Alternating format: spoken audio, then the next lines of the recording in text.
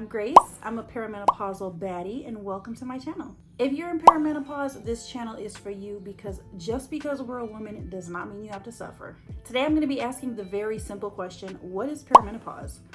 What the hell is going on? What is it? First of all, perimenopause is some bullshit. That's what it is. No, I'm just kidding. I mean, it is. No, I'm kidding. But I mean, it is though, for real. The reason why I made this channel, why I want to normalize this experience is because not enough people are talking about it. We're not being raised anymore in those days where we're living close to our grandma and our aunties and they're passing down information and sharing with us about all the changes our body are gonna go through when we're between like 40 and 55. My mom, may she rest in peace, passed when she was 86. But when she was between 40 and 55, I was like between 5 and 10 or 15 years old. She wasn't sharing with me about perimenopause or even menopause. My mama didn't tell me nothing. And you might be the same.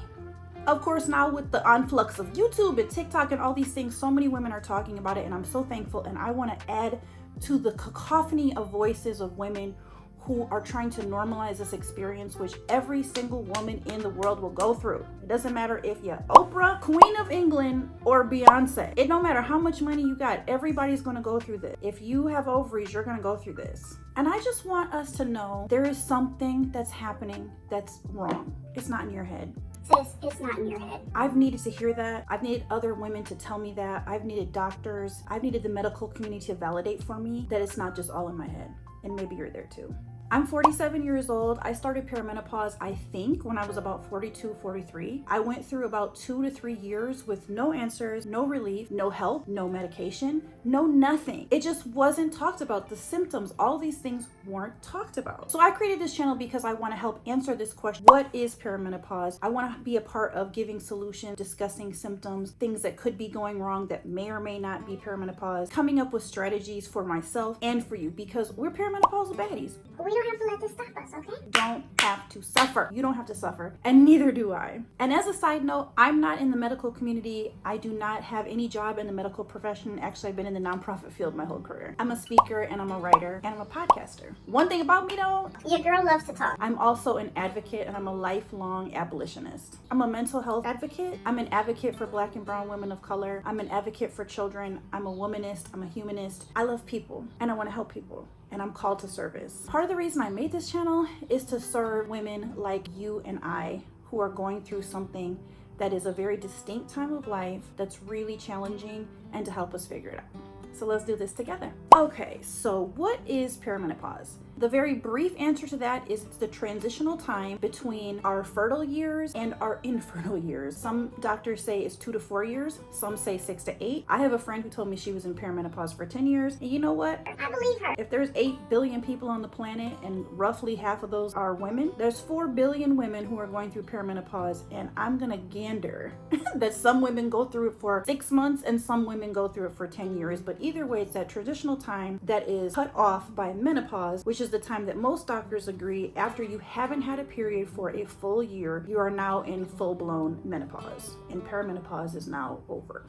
It really wasn't until very recently that the medical community even started identifying perimenopause as a thing. Before it was like you're either in menopause or you're not in menopause. Before it was, oh, menopause is just hot flashes, without noticing or listening to the fact that women have reported up to 70 different symptoms from perimenopause. And I'm gonna get into symptoms in a later video. But because of doctors doing it, you're in menopause or you're out of menopause, there was no in between. And so there is just now, in the last 10 to 20 years, a big influx of information about perimenopause and how to treat it. I think the big thing that I want you to know, if you're someone who's asking what is perimenopause, or you're looking at this channel on behalf of your wife or your daughter or your girlfriend or your partner or whatever woman in your life is going through something that you're like, what is happening to her? Or what is happening to me? Like, This is very foreign.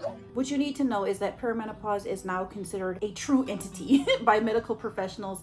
It is considered a thing. It's something that is marked by gradual symptoms that are bubbling over the surface, that are showing mentally, that are showing physically, that are showing in so many different ways. I, for one, am so thankful that there is so much more medical literature out there about this. There's so many more books that you can get now. And at some point we're going to do a book club. So we'll pick a few books, talk about, I know one I really want to do a book club on is the Galveston diet.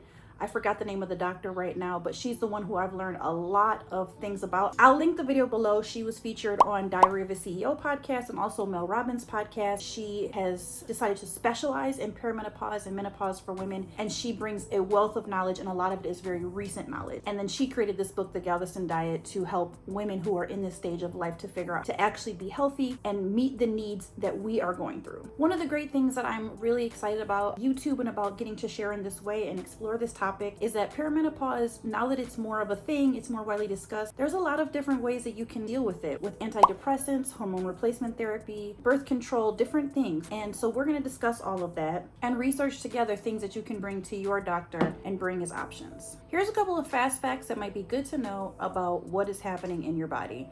So when you were in your mama's womb, you had 5 to 6 million eggs before you were born. By the time you hit birth, you were already down to 1 to 2 million. Then by the time you hit puberty, you were 300,000. And then by the time you hit perimenopause, you're down to a couple hundred that are very, very resistant to stimulation, thus resistant ovulation, thus producing all these varying spikes and dips of progesterone and estrogen. That's why sometimes when we get a little older and we start this perimenopause process, our periods can be heavier and can be longer because your body's working that much harder to try to get those last few little eggs ovulated. And it becomes, as you know, when menopause hits, impossible. There's no more ovulation happening, which means there's no more of estrogen being produced at all. And one of the reasons why everything gets so up in our body when we're in this phase of perimenopause is because our estrogen is taking huge dips and then huge spikes and then huge dips and then huge spikes, trying to work this process all out. Estrogen is in and needed in every single organ in our body. And that's one of the things that I have learned from doing my own research about perimenopause, which is why you experience so many different symptoms in perimenopause. That estrogen dip, spike, dip, spike, dip, spike that's used to be in a regular, normal kind of healthy person was going like this all throughout, hit puberty. You're going through kind of a regulated estrogen, and then all of a sudden perimenopause. And if estrogen is needed to make your brain function well, your liver function well, your kidneys function well, your heart, your lungs, every major organ of our body needs estrogen. And your body's went through all these years with just this regular little cute little ebb and flow. And all of a sudden you're on a fucking roller coaster. That's why your body's on a roller coaster, okay? All you need to know right now is that your period does not have to end and does not end when you're in perimenopause. It's irregular, it's here one day, it's gone the next. It's twice a month. It's super heavy. It's very irregular. It's spotty. Nothing normal about it. Or it could be 3 months go by, 4 months, or even half a year. Then all of a sudden you have one again. Usually they say the day after you've went 12 months, perimenopause is over and menopause has started officially. Another thing you might be experiencing that I've experienced, unfortunately, is any of the PMS symptoms that you may have had before you entered perimenopause. For me, that's extreme depression and extreme anxiety. I have something called PMDD, premenstrual dysphoric disorder, where you experience the extremes of PMS symptoms. But let's say that's not you. Let's say your PMS symptoms before were that you had cramps. In perimenopause, you might have horrible cramps. Let's say in PMS, you may have been really moody. In perimenopause, your mood is off the charts. You're literally like Roseanne Barr up in this.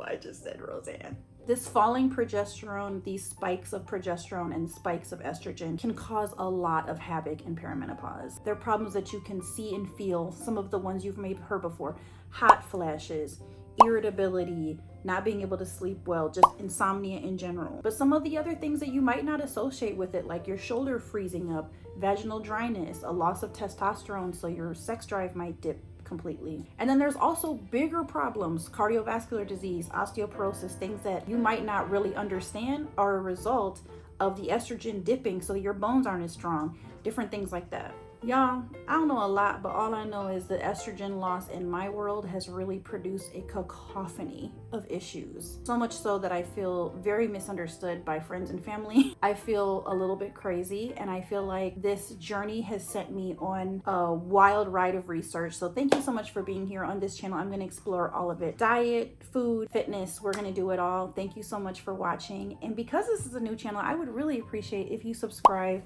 and boopity boop the like button for me, please. Share this with someone also. If you have someone in your life who you think might be perimenopausal, or if you just want to help normalize perimenopause, share this video for me, and I'll see you in the next one. Bye.